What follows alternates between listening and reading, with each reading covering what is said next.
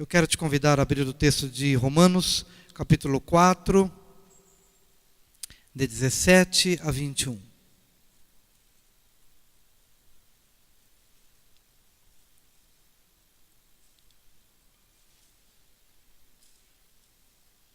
A palavra de Deus nos diz assim. Romanos 4, 17 a 21. Como está escrito: por pai de muitas nações te constituí, perante aquele no qual creu, a saber, Deus, o qual vivifica os mortos e chama as coisas que não são como se já fossem, o qual, em esperança, creu contra a esperança, tanto que ele tornou-se pai de muitas nações, conforme o que lhe fora dito. Assim será a tua descendência. E não enfraquecendo na fé, não atentou para o seu próprio corpo já amortecido, pois era já de quase 100 anos, nem tampouco para o amortecimento do ventre de Sara, e não duvidou da promessa de Deus por incredulidade, mas foi fortificado na fé, dando glória a Deus, e estando certíssimo de que o que ele tinha prometido também era poderoso para o fazer. Diga, o meu Deus é poderoso, não somente para prometer, mas para cumprir a sua promessa em nossas vidas. Hoje eu quero falar sobre a qualidade da fé, baseado nessa passagem bíblica de Romanos 4, de 17 a 21. É possível que alguns irmãos estejam nos visitando, talvez de outras igrejas, de outros ministérios, ou mesmo da nossa própria igreja, mas é importante que todos nós estejamos nivelados no conhecimento do que aconteceu aqui nessas últimas semanas, nessas 2 últimas semanas. Quando eu e Noemi voltamos de Bogotá, lá na Colômbia, nós voltamos com uma palavra de Deus, de que nós deveríamos reunir a igreja pelo espaço de 10 dias. E nesses 10 dias nós deveríamos estar em busca, em adoração, na palavra e em oração. E assim fizemos, desde o dia 8 de fevereiro, numa sexta-feira, até o dia de hoje, dia 17 de fevereiro, 10 dias se passaram, quando tivemos a oportunidade de nos reunirmos aqui nesse templo, em 3 horários, das 9 às 11h30 da manhã, das 12h30 até as 17 e das 20 às 22 horas. E amados, não há palavras para expressar o que Deus falou nesses dias, o que Deus ministrou nesses dias, especialmente aqueles que conseguiram se expor mais, receberam mais, aqueles que participaram mais, receberam mais. Mas de uma forma ou de outra, há uma unção sobre nossas vidas que foi gerada, porque nós não oramos somente pelas pessoas que puderam vir, nós oramos por toda a igreja, e nós oramos por todos os visitantes, para que todos nós pudéssemos ser impactados pela presença do Espírito, e para que todos nós pudéssemos sair da dimensão em que nós estamos, a fim de galgarmos a uma dimensão maior, subirmos a um patamar maior de fé, de unção, de autoridade espiritual, de entendimento, de discernimento, de revelação. E a palavra de Deus diz que todo aquele que busca, acha. Batei e abrir-se-vos-á, buscai e achareis, pedi e dar-se-vos-á. A palavra de Deus diz também que aqueles que de madrugada me buscam, me acharão, vão encontrar. Tem a ver com sacrifício, tem a ver com disposição, tem a ver com você dar uma sacudida na preguiça, dar uma sacudida na letargia, na morosidade, dar uma sacudida no seu status quo que você tem levado até então e querer algo mais, e desejar algo mais. Porque todo aquele que deseja algo mais, certamente é atendido. Deus está à procura de adoradores. Deus está procurando adoradores que o adorem em espírito e em verdade. O Espírito do Senhor passeia sobre a terra para identificar aqueles que buscam, aqueles que desejam.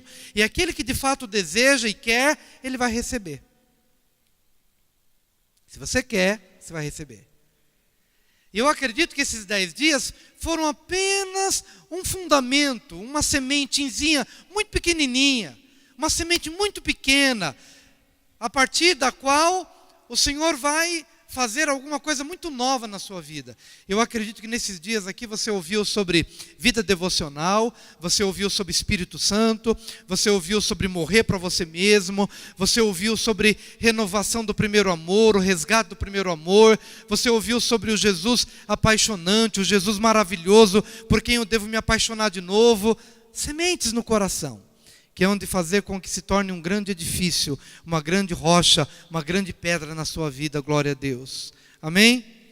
Porque, amados, nós somos filhos de um homem chamado Abraão, cuja fé é uma fé excelente, que se torna referência para as nossas vidas.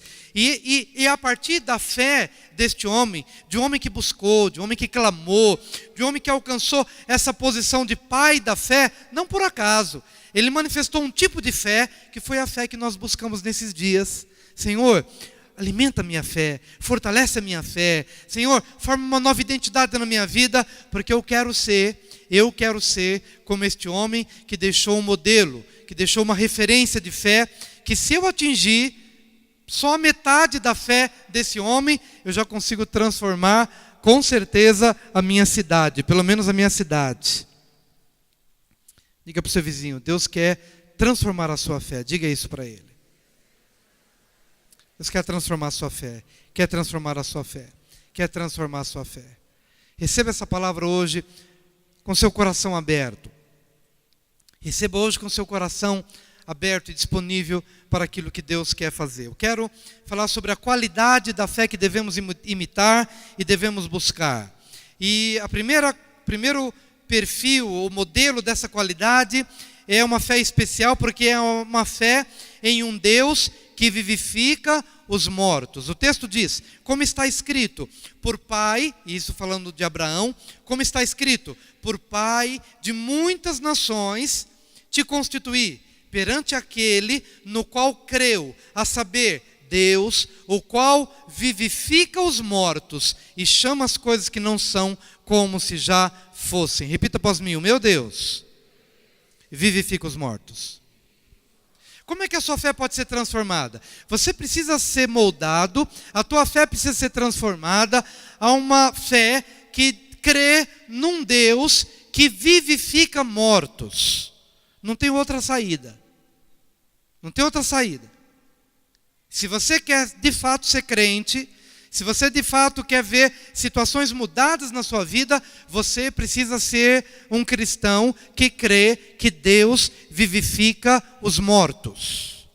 Eu vou explicar por que Abraão manifestou essa qualidade de fé. Ele era casado com uma mulher estéril.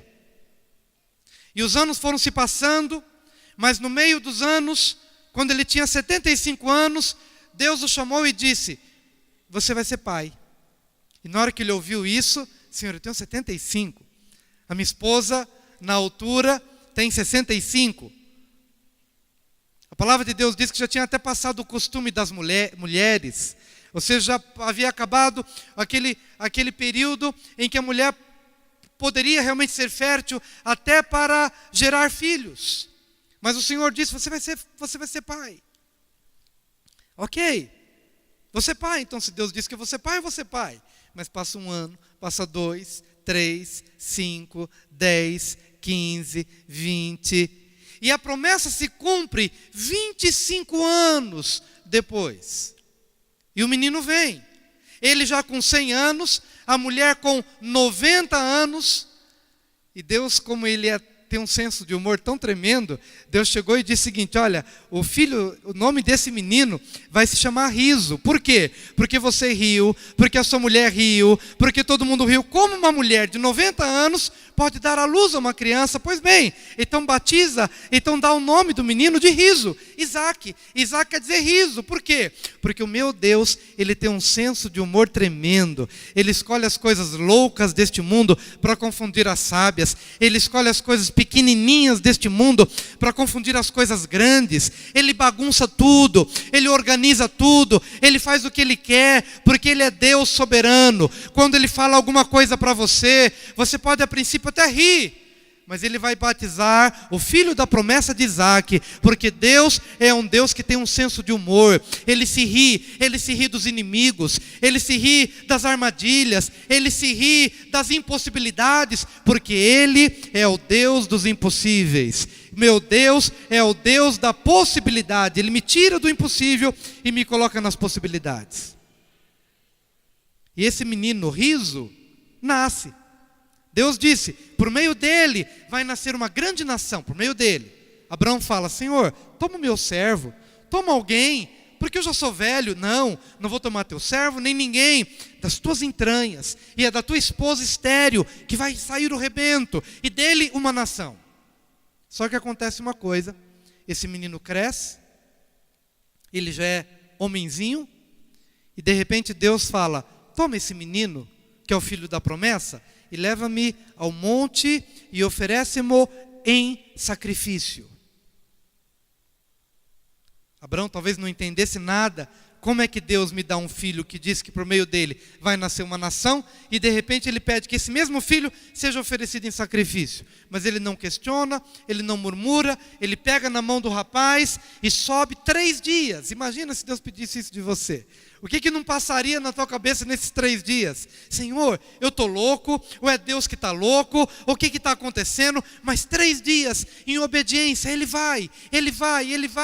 E quando ele está para imolar o menino, Deus brada dos céus dizendo, Abraão, Abraão, não precisa mais, porque hoje eu sei o que está no teu coração, e porquanto não me negaste o teu filho, o teu único filho, eu te darei uma nação numerosa, como a areia da praia e como as estrelas do céu. Filhos e filhos e filhos e filhos, porque você não me negou o único filho que você tinha. Mas a palavra de Deus diz que Abraão estava disposto a imolar o seu filho com uma convicção. Deus não é incoerente. Deus me deu esse filho e disse que por meio dele nasceria uma nação. Agora o menino vai morrer, mas eu tenho uma convicção de que se ele morrer por meio deste sacrifício, o meu Deus é poderoso para ressuscitá-lo dentre os mortos. Portanto, Abraão subiu ao monte com a convicção de que o menino iria morrer, mas que Deus era poderoso para ressuscitá-lo. Dê um glória a Deus. Por que você precisa crer num Deus assim? Porque talvez você olhe para o seu casamento e diga, morreu. Não há saída, não há jeito, não há solução. Talvez eu esteja falando a muitas pessoas aqui, talvez empresários, cujas empresas faliram, cujos negócios não andaram. E por uma série de bombardeios na mente e das pessoas e da sociedade, você diz, morreu. Não tem mais jeito de se reconstruir, de se levantar novamente. Mas, meu amado, você precisa ter a fé de Abraão. Em um Deus que vivifica os mortos, em um Deus que vivifica um casamento, em um Deus que vivifica uma empresa, em um Deus que vivifica um ministério. Talvez você tenha começado, até mesmo no louvor, adorando, servindo a Deus, mas um pecado entrou no caminho. A vergonha moral, talvez o descrédito da igreja, da sociedade, e você tenha dito, nunca mais vou me levantar, nunca mais cantarei, nunca mais tocarei, nunca mais ministrarei.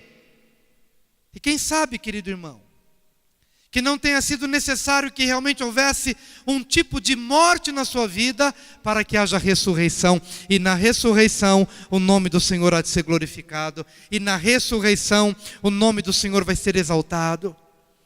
Estou diante aqui de pessoas que passaram por tribulações terríveis. Estou pregando a uma igreja corajosa, a uma igreja que não desiste.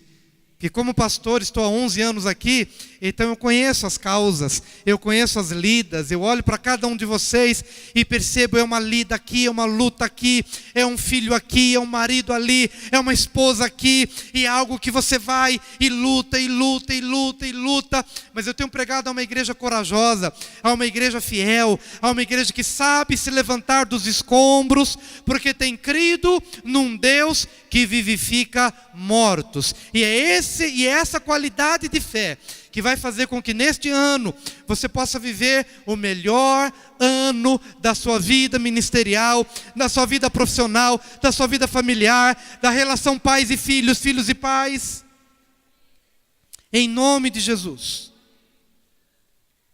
E se você chegou a essa reunião chateado, pastor, essa semana foi terrível, perdi um negócio, a empresa fechou, faliu, pastor, essa semana foi terrível, nada deu certo. Meu amado irmão, olha para Deus, Deus está rindo disso daí. Você está chorando, mas Ele está rindo. Deus está dizendo, glória a Deus. Porque, era para você rir agora, porque Deus dizer glória a Deus é meio esquisito. Mas Deus está rindo desta situação, porque Ele está dizendo, meu filho, eu sou especialista em vivificar mortos. E talvez Ele tenha promovido a morte, porque a palavra de Deus diz, eu mesmo faço a ferida e eu mesmo a curo. Eu faço a ferida e eu curo. Eu faço a ferida e eu curo. Como Deus faz a ferida? Papai, talvez você estivesse longe do seu filho e você não percebia. E Deus de repente impetrou uma ferida.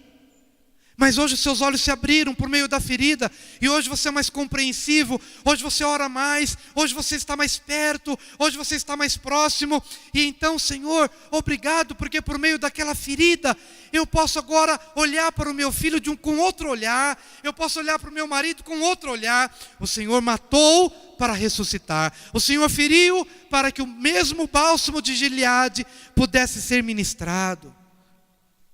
Meu querido, na mão de Deus você nunca perde.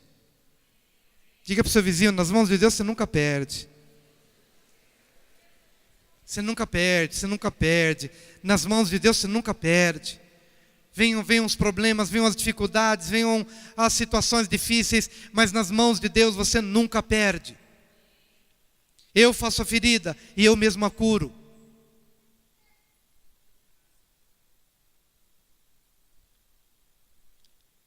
Então nós precisamos de um enxerto, e o que aconteceu aqui nesses 10 dias, e o que nós geramos nesses 10 dias, foi exatamente isso na sua vida. Pastor, eu não vim aqui, mas só o fato de hoje você estar aqui, no 30º culto, você vai pegar, não a beirinha, não o restinho, mas você vai pegar da mesma unção, porque nós não oramos aqui em vão, nós não entramos em jejum em vão, nós nos lembramos da fisionomia de cada irmão. Nós intercedemos pelas famílias da igreja. Nós clamamos, Senhor, leva-nos como igreja a uma dimensão nova, a uma dimensão de vivificação e de ressurreição. E eu quero que você leve essa chama para casa, e eu sei que Deus vai cumprir aquilo que Ele mesmo disse. Ele vai despertar muitos de nós de madrugada, Ele vai nos despertar, Ele vai nos chamar, Ele vai dizer, vem cá que eu quero falar com você um pouquinho, e você vai lá se dobrar, talvez na sua sala escura, ou no seu quarto escuro, e você vai ficar ali com Deus, e Deus vai falar com você, e talvez você possa perceber algumas coisas impossíveis, mas você vai se lembrar dessa palavra que hoje você está recebendo. Abraão creu em um Deus que vivifica os mortos. Que vivifica os mortos. Em nome de Jesus. Mas a palavra também continua dizendo, perante aquele no qual creu, a saber Deus, o qual vivifica os mortos e chama as coisas que não são como se já fossem. Você não sabe o que vai ser de você daqui a alguns anos, mas Deus já começa a te chamar hoje pelo que você há de ser amanhã. Que maravilha! E como saber, pastor, o que eu serei amanhã, meus filhos, ou as portas que o Senhor abrirá, ou o ministério que o Senhor vai me dar, ou as multidões que hão de chegar. Como? No meu quarto de oração Deus mostra. No meu quarto de intimidade Deus revela. Quando eu abro os olhos, não existe. Mas quando eu fecho os olhos, existe. Quando eu abro e me deparo com a realidade, tudo está muito estranho, tudo está muito distante.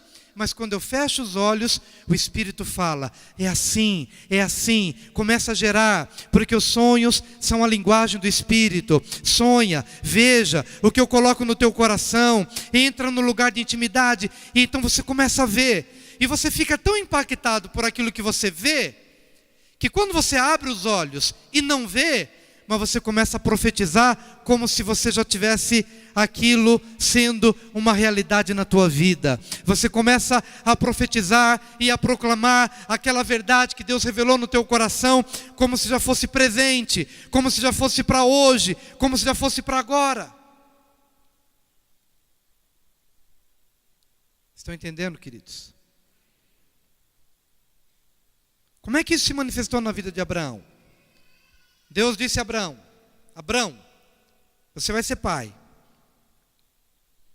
Mas você vai ser pai de multidões. Conta as areias, conta os grãos de areia. Ou conta as estrelas do céu, se é que podes contar. Assim será a sua descendência. Mas quando ele saiu da tenda, não tinha nada. Ele continuava sendo velho, cada vez mais velho, a sua esposa cada vez mais estéril, não tinha nada. Mas Deus resolveu o problema de Abraão. Antes de lhe dar um filho, Deus mudou o nome. Deus mudou o nome de Abraão. E colocou o H de Yahvé no nome de Abraão. E Abrão passou a se chamar Abraão, com o H do Yahvé de Deus no meio do nome de Abrão. E essa pequena letrinha mudou o sentido, de pai elevado para pai de multidões. Todo mundo que chamava Abraão, sendo ele ainda uma pessoa sem nenhum filho, e muito menos neto, e muito menos bisneto, e muito menos nação, quando ele não tinha ninguém, todas as pessoas o chamavam pai de multidões. E ele mesmo dizia, Deus mudou meu nome, eu sou pai de multidões, mas eu não tenho um filho ainda, mas o meu Deus é aquele que chama as coisas que não existem, como se já existisse. Então eu vou te dar um pequeno exemplo. Quantas mulheres ainda não têm o seu marido convertido? Levanta a mão. Ok. Então agora eu vou fazer a mesma pergunta e vou querer que você capte o que eu quero dizer. O Deus que chama as coisas que não são como se já fossem. Então agora eu pergunto, quantas irmãs têm os seus maridos não convertidos? Captaram. Vamos aplaudir essas irmãs. Vamos aplaudir. Vamos aplaudir. Aleluia. Aleluia. Aleluia. Em nome de Jesus, é isso que eu estou dizendo. Chama o que ainda não é como se já fosse. Então eu quero dizer a essas irmãs, todos os dias dizer, meu marido é uma bênção, ele é um homem de Deus, ele é um homem de Deus ungido. Amém? Todo mundo prestando atenção aqui em mim, todo mundo dizendo não, porque se eu disser que meu marido é uma bênção, vai ficar meio chato. Mas as mulheres vão dizer, com coragem, com autoridade, o meu marido é uma bênção, ele é um ungido do Senhor, ele ouve a voz do Senhor, ele se dobra diante de Deus. Eu estou chamando à existência aquilo que ainda não existe, aquilo que ainda não é, mas para mim já é, porque eu já entendi, porque eu captei no meu coração, porque aquilo já se tornou uma realidade. Quantos aqui querem entrar numa faculdade, entendem que Deus dirigiu vocês para entrar naquela faculdade, naquele curso, e estão caminhando para lá, talvez na ansiedade ainda do vestibular, na luta, na dificuldade e tal, mas você recebeu a confirmação de Deus, que é isso que Deus quer da tua vida. Você não entrou ainda, mas no teu coração, você concebe a fé, Você concebe a palavra, e aquilo que não é, para você já é. E todos os dias, eu coloquei uma foto aqui no meu iPad, que não vai dar para você perceber. Mas tem eu e a minha digníssima esposa aqui em Bogotá. Não vai dar para você enxergar. Depois a gente coloca lá no outro dia. Eu e minha digníssima esposa no final da tarde, por volta de umas 18 horas na viração do dia, e uma multidão atrás de nós. Uma multidão que só daqui não dá mais para contar, e depois você vira do outro lado, não dá para contar. Por quê? Porque é gente que bebia, era gente que se prostituía, era gente que se drogava, mas hoje serve ao Senhor. E há multidões lá fora que ainda não conhecem ao Senhor, e ainda estão na prostituição, mas por intermédio da nossa vida, da nossa oração, choro, clamor e oração e pregação, essas multidões no vale da decisão virão, mas primeiro eu preciso ver no meu coração. Eu chamo o que não é, como se já fosse. Então eu já estou dizendo, eu sou pai de uma numerosa multidão que não posso contar, tão numerosa como a areia da praia e como as estrelas do céu. E Deus está preparando o meu coração para eu receber isso. Por quê? Porque primeiro eu preciso morrer bem morrido. Porque se eu não morrer e Deus me der multidões, aí quem morre sou eu. Por um outro tipo de morte, a morte do orgulho, da vaidade, da prepotência, do orgulho, da soberba, da autossuficiência. Eu sou. Por que 10 dias na presença de Deus? Nós ouvimos uma palavra. Enoque andou com Deus e já não era. Tanta gente vive a vida toda para ser. É ou não é? Tanta gente vive a vida toda para ser um grande empresário, para ser um grande pastor, para ser isso e aquilo. E Enoque andou com Deus e já não era. E é exatamente isso que Deus quer de mim, e é exatamente isso que Deus quer de você. Deus quer que você não seja, para que Ele seja tudo em todos, para que Ele receba a glória, para que Ele receba o domínio, para que Ele receba o louvor, para que Ele receba a adoração. Mas Deus está fazendo isso rápido na minha vida e na sua. Sabe por quê? Porque a multidão que está lá fora não tem tempo para esperar. Deus está fazendo rápido isso na minha vida e na sua vida. E é por isso que urgentemente a gente tem chamado a igreja à oração, ao clamor e ao jejum. Rápido, porque não dá mais tempo da gente ficar nas nossas picuinhas, nas nossas meninices e nas nossas coisas pequenas. Não dá mais tempo. Há uma multidão. A palavra de Deus nos diz, multidão no vale da decisão. Estão entre a vida e a morte.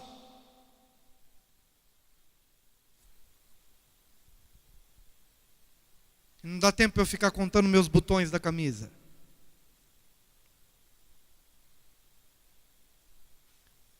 Não dá tempo de eu ficar disputando cargo na igreja.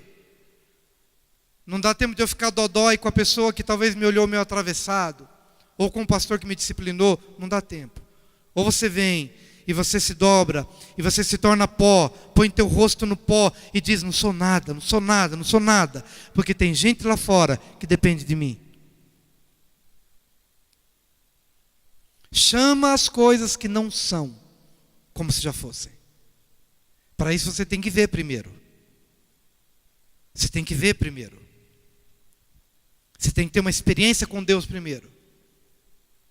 Para você ver. E aí, querido, quando a gente vê, aí a gente põe no lixo a nossa murmuração, a nossa reclamação do marido, a nossa reclamação da esposa, a nossa reclamação dos filhos, porque eu chamo como se já fosse presente, real, agora, já, aquilo que ainda não é, mas vai ser. E vai ser porque eu vi, eu profetizei e eu criei. Creu Abraão em Deus. E isso lhe foi imputado por justiça. Ele creu. A fé que descansa, a fé que alcança, a fé que chega, a fé que assimila.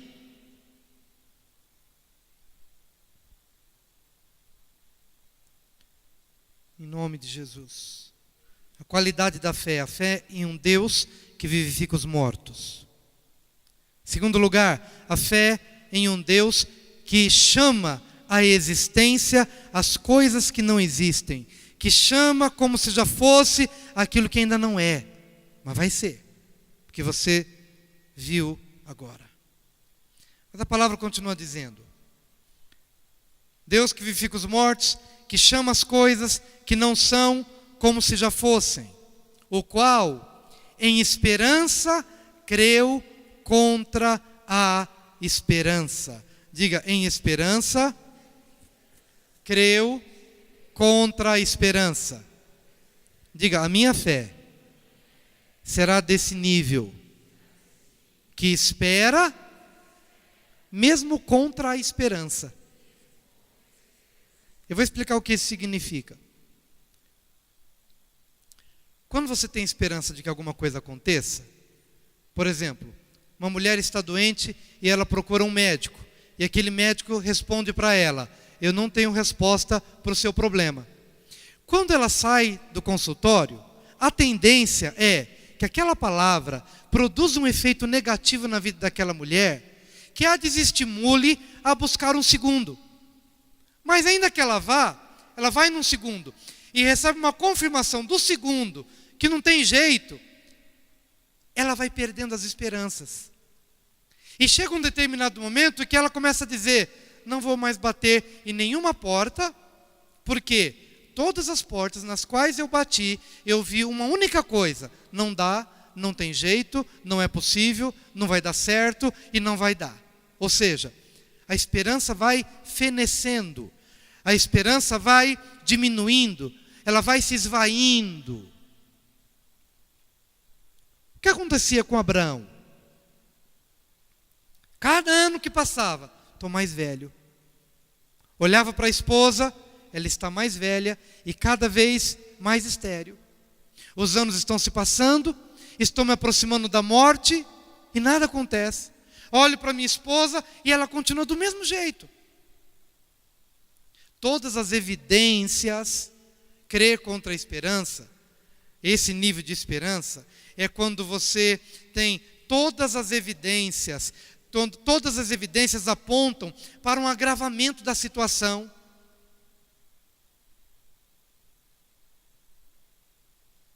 Essa experiência aponta para: é melhor desistir. Porque tudo diz que nada vai dar certo. Talvez você já passou por esse tipo de experiência. O tempo passa e não acontece. A dívida aumenta e você não consegue pagar. Parece que cada vez o teu marido está mais frio, mais distante. Parece que as situações se agravaram no decorrer da jornada.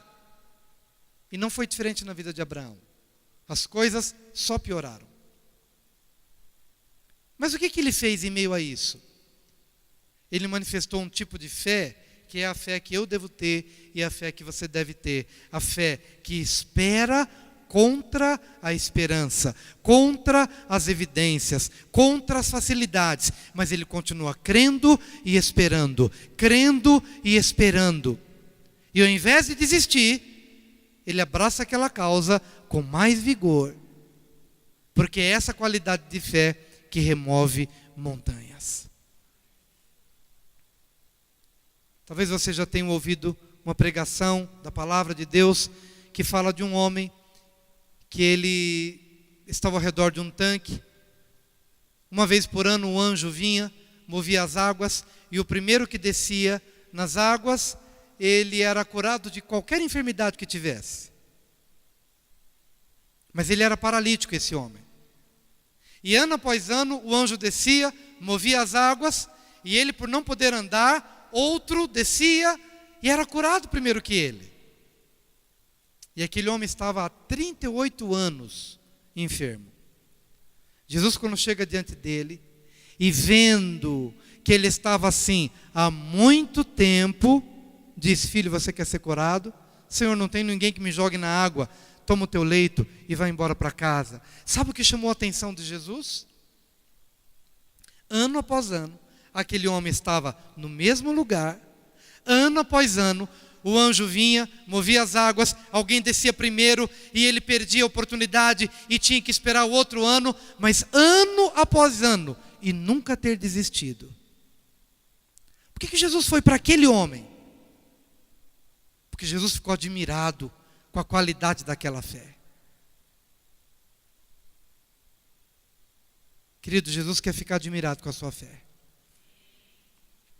Jesus quer ficar empolgado com a tua fé. Jesus quer ficar impactado com a tua fé. A tua fé que espera contra a esperança. Desce outro primeiro, mas você está firme. Eu continuo esperando. Outro vai primeiro, mas eu continuo esperando. Ano após ano, ano após ano. Crer, esperar contra a esperança.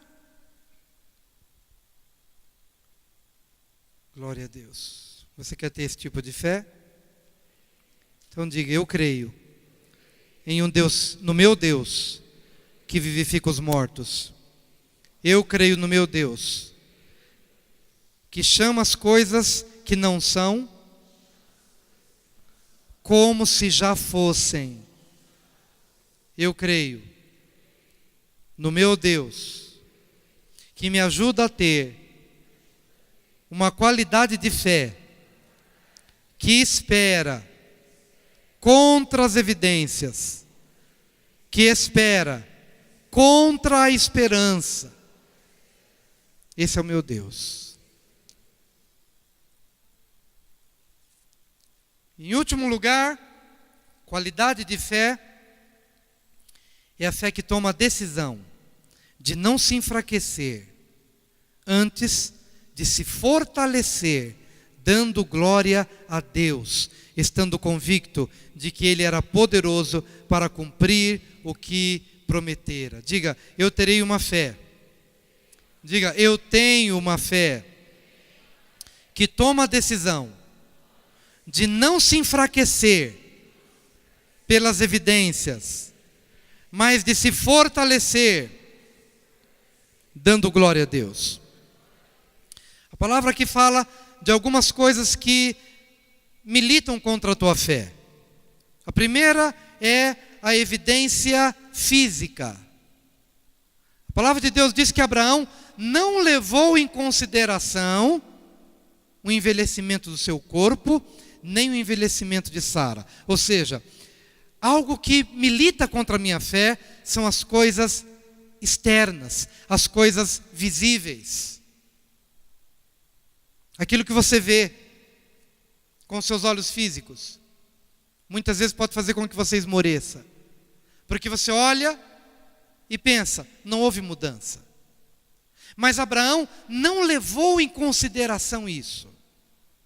Um outro elemento, a dúvida. Querido, não duvide.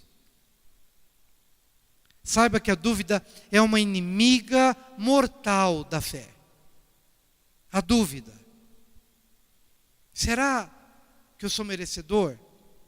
Será que eu atingi o nível de espiritualidade suficiente para Deus me abençoar com isso? Dúvida.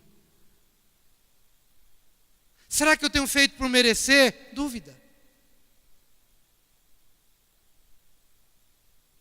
Quando você concebe a dúvida no seu coração, não há espaço para a fé e a dúvida coabitarem juntas. Você precisa eliminar a dúvida pela fé. E aquilo que precisa ser construído na sua vida o será, porque Deus te levará a essa dimensão de realidade. A dúvida, a incredulidade. A incredulidade é pior do que a dúvida, porque na dúvida você ainda está no será. Será que vai acontecer? Mas quando nós somos incrédulos, nós já determinamos que não vai acontecer. A incredulidade é um atestado de morte para aquilo que eu estou orando ou aquilo que eu estou buscando. E todas essas coisas, o olhar para as evidências externas, a dúvida e a incredulidade são inimigas da nossa vitória.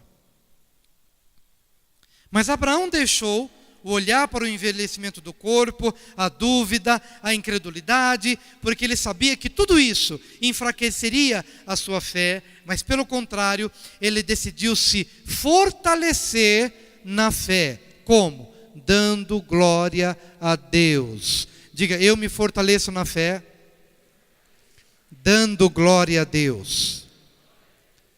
Mas amados, dar glória a Deus não como um jargão, na hora do culto, na hora da pregação, ou na hora da oração, quando a gente costuma dizer, glória a Deus, sim, você deve dar glória a Deus em todo o tempo. Mas perceba o que está descrito logo a seguir. A Bíblia diz assim: e não duvidou da promessa de Deus por incredulidade, mas foi fortificado na fé, dando glória a Deus, e estando certíssimo de que o que ele tinha prometido também era poderoso para o fazer. Dar glória a Deus é tributar a Deus o poder devido para a mudança de realidades na minha vida. Quando eu duvido e quando eu não creio que Deus pode resolver, eu estou desonrando a Deus. Eu estou fazendo de Deus um Deus pequeno, um Deus que no máximo resolve um problema de dor de cabeça e nada mais do que isso. Dar glória a Deus é muito mais do que liberar uma frase. Dar glória a Deus é reconhecer que meu Deus, Ele pode abrir a madre para uma mãe, para uma esposa que ainda não engravidou e quer engravidar, e Deus é poderoso para fazer isso. Você dá glória a Deus quando você tributa a Deus um poder, uma glória, uma possibilidade de fazer algo tremendo na sua vida. É reconhecer a sua majestade, é reconhecer o seu poder, é reconhecer a sua unção.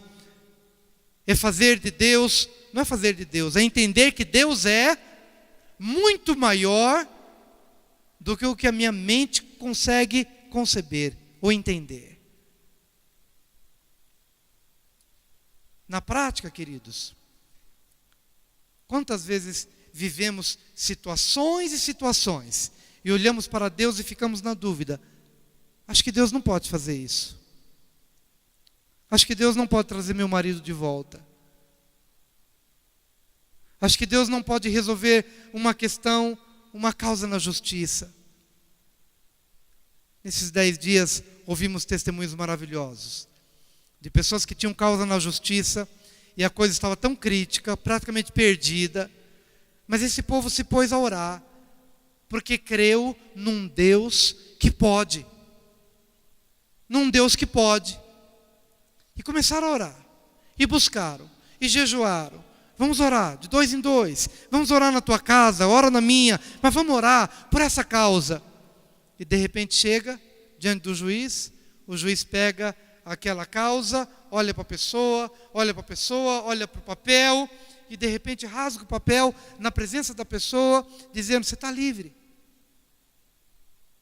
Ou aquilo que era contra você, já não é mais. Aquilo que seria um prejuízo para você, agora vem em teu benefício. Mas quantas vezes o nosso Deus é tão pequeno? Quantas vezes o nosso Deus é tão pequeno? E eu tenho plena convicção de que Deus nos chamou nesse tempo para que pudéssemos ter uma experiência. Tantas e tantas vezes no Antigo Testamento a palavra de Deus diz: eu farei isso para que saibais que eu sou o Senhor. Eu farei isso para que saibais que eu sou o Senhor. Haverá impossível para Deus? Haverá impossibilidade para Deus? Se não é impossível para Deus, eu entro agora numa dimensão de possibilidades. E com isso, eu glorifico a Deus. Hoje, quando eu estava vindo de casa para o culto da tarde, tivemos uma reunião de oração hoje à tarde, tremenda, e eu saí com tanta alegria, dirigindo para cá, dizendo: Senhor, eu não quero mais te diminuir no meu coração. Eu sei que tu és grande, e mesmo as minhas inquietações, o que são isto diante de um Deus tão grande, tão maravilhoso? Por isso eu entro no teu descanso, eu entro na tua provisão, eu entro nos teus milagres, porque eu creio que tu és o Senhor do universo. Eu sou pequeno, mas tu és grande. Não se enfraqueceu na fé, antes se fortaleceu, dando glória a Deus, estando certíssimo que aquilo que Deus prometera, Ele era poderoso para cumprir. E talvez agora você me pergunte no final dessa mensagem: pastor, como saber se Deus me prometeu alguma coisa ou não? Se eu falar de promessa, esperar pela promessa, mas o que Deus de fato me prometeu? Amados, há muitas promessas na Bíblia, que são promessas para todos nós. O Salmo 23, por exemplo, é um tipo de uma promessa. O Senhor é o meu pastor e nada me faltará. Ele me guia, Ele me conduz, Ele me provê, Ele me livra. Promessas para a minha vida e para a sua vida, promessas para todos nós. E que você precisa chegar lá na palavra e conhecer e dizer: esta é uma promessa para a minha vida, então eu me aproprio dela, Deus me prometeu, e isso se tornará uma realidade na minha vida em nome de Jesus. Mas este é um tipo de promessa. Mas há um outro tipo de promessa, que é a promessa que Ele faz individualmente, particularmente, pessoalmente, que quando você está no seu lugar de intimidade com Ele, Ele abre o seu entendimento, e Ele mostra, e Ele revela, e naquele momento você crê, você se alegra, algo que enche o teu coração de gozo, você viu, você sentiu o que Deus queria. É uma promessa de Deus particular, pessoal, íntima e intransferível, é para você.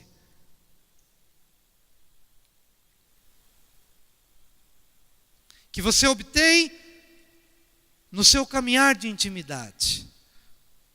Há um texto da palavra tremendo que diz: a intimidade do Senhor é para aqueles que o temem. A estes dará a conhecer a sua aliança. Quando você entra em intimidade com Deus, Deus descortina o coração dele para você. E você começa a ver. E você começa a receber. São promessas pessoais, particulares, individuais. Ele fala ao teu espírito, Ele fala ao teu coração. Mas quando Ele falar, escreve.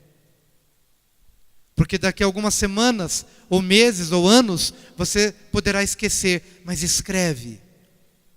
Escreve. Faça como Abacuque. Escreva a visão. Põe num caderninho. Separei uma agenda linda que eu ganhei. E eu achei aquela agenda tão bonita, eu falei: não vou ficar usando para o meu dia a dia, essa agenda vai ser para só escrever o que Deus me fala nesses 10 dias, só o que Deus me fala na oração, nas madrugadas. E quero dizer aos irmãos que já escrevi muita coisa ali. Deus já falou muitas coisas ali. Mas eu preciso escrever. Escreve. Escreve. Porque o tempo passa. Os ventos, os mares, as turbulências da vida tendem a apagar da nossa memória o que Deus nos falou. E se apagou da minha visão, se apagasse da visão de Abraão, Isaac não teria chegado. Escreve a visão. Escreve o que Deus te fala. E a sua vida, seu ministério, seu trabalho, sua família, nunca mais serão os mesmos, em nome de Jesus.